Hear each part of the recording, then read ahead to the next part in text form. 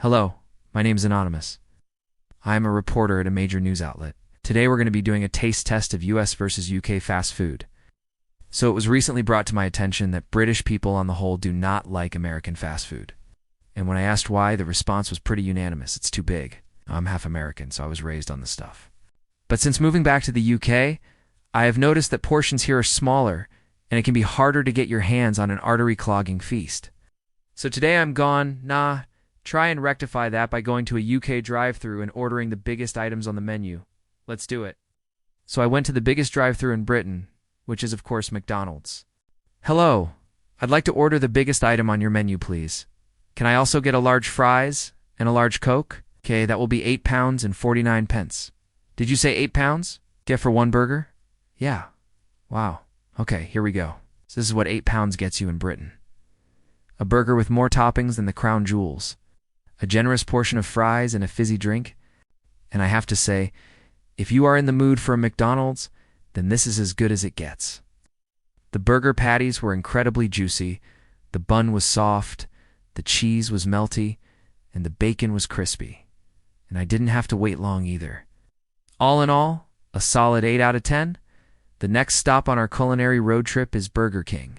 Hello, I'd like to order the biggest item on your menu, please. That would be a $22 Whopper. Is it worth it?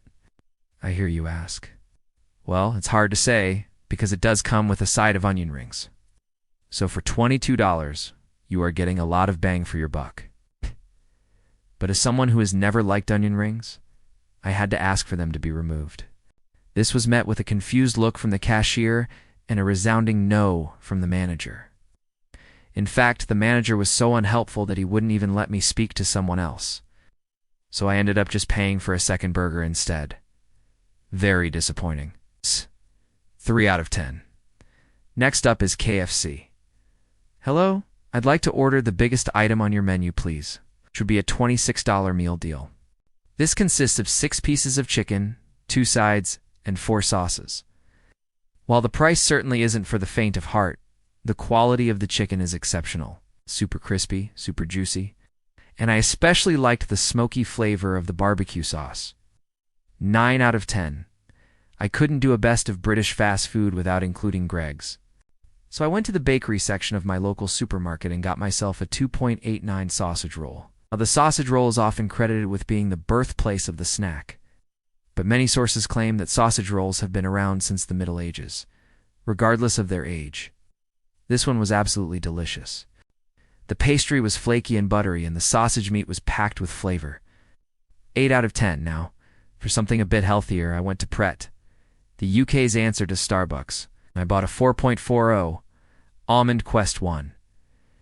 Now, I don't know what kind of sorcery Pret is using, but this is the only Almond Quest I've ever had that actually tastes like almonds.